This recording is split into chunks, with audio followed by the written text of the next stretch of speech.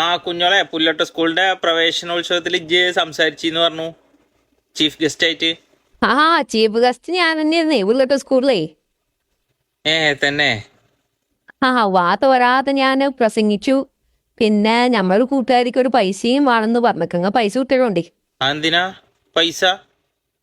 അത് ഞമ്മളെ കൂട്ടുകാരിക്കാണേ ജുമയിലാക്കാണേ അന്നേ വാങ്ങി കൊടുക്കാണ്ടായിരുന്നു. ആ പ്രസംഗിച്ച് കഴിഞ്ഞപ്പോഴാണ് പിന്നോളത് ചോദിച്ചത്. എങ്ങനെ പ്രസംഗിച്ചെന്ന് നോക്കട്ടെ, ഞങ്ങളൊന്നും കേക്കട്ടെ എന്റെ പ്രസംഗം. പുള്ളിയോട്ടെ സ്കൂളിലായിരുന്നു ഇപ്പൊ പ്രസംഗം. പ്രസംഗം പിടിച്ചോളൂ ഇങ്ങനെ. മാന്യ സദസ്സേ വന്ദനം. നിങ്ങൾക്കറിയുമോ, ഈ കുട്ടികളുടെ പ്രായത്തെ ഞാനും പഠിച്ചിരുന്നു. ഞാൻ അന്ന് പഠിച്ചത്, ആദ്യത്തെ പാഠം പഠിച്ചത് തറ.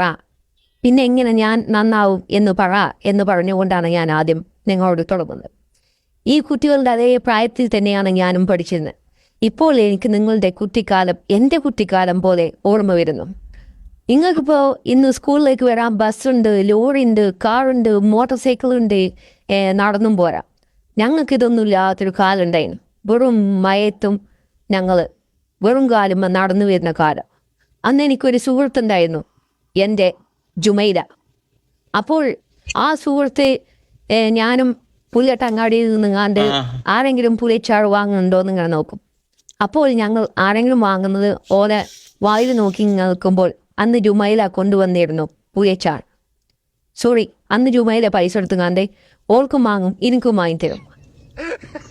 പിന്നെ ഒരു ദിവസം കരുവാരണ്ട് സ്കൂളിൽ എനിക്ക് പ്രോഗ്രാമിന് സെലക്ഷൻ കിട്ടി. ഞാൻ അങ്ങോട്ട് പോകാൻ നിൽക്കുമ്പോൾ എൻ്റെ കയ്യിൽ പൈസ ഇല്ല.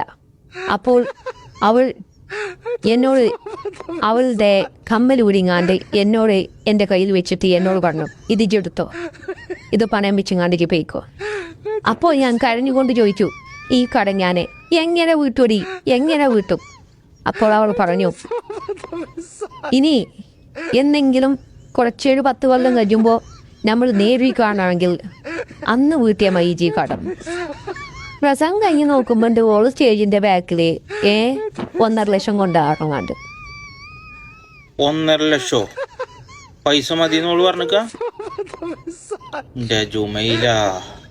പലിശ കൂട്ടിയിട്ട് അതിനോട് പറഞ്ഞേ. എന്ത് ചെയ്യും നമ്മൾ?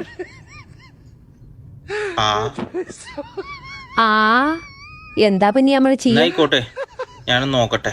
നോക്കി ഏതായാലും ഓക്കെ എന്നാ.